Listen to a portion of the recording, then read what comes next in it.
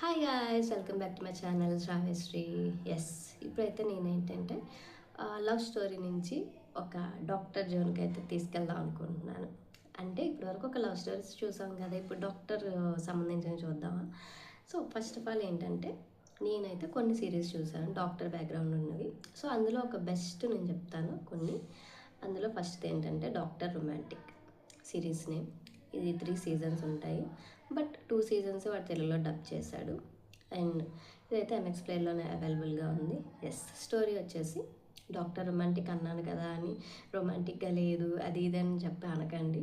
ఎందుకంటే ఇది డాక్టర్కి సంబంధించింది కాబట్టి ఎక్కువ ఆ సర్జరీస్ ఆ దీంట్లో ఆ ఫీల్డ్లో ఎక్కువగా చూపిస్తాడు, ఆ జోన్లోనే ఉంటుంది.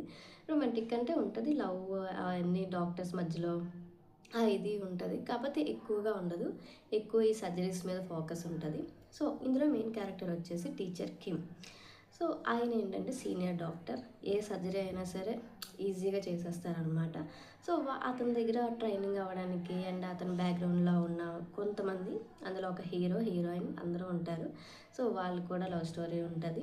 అండ్ ఈయన ఏంటంటే సర్జరీస్ చాలా రియాలిటీగా చూపిస్తారనమాట ఆ సిరీస్లో. మనకి కావాలనుకుంటే అంటే మనకు కొంచెం నాలెడ్జ్ ఉండాలి, కొంచెం నేర్చుకోవాలి అనుకున్న వాళ్ళకైతే ఈ సిరీస్ చాలా బాగుంటుంది చూడడానికి.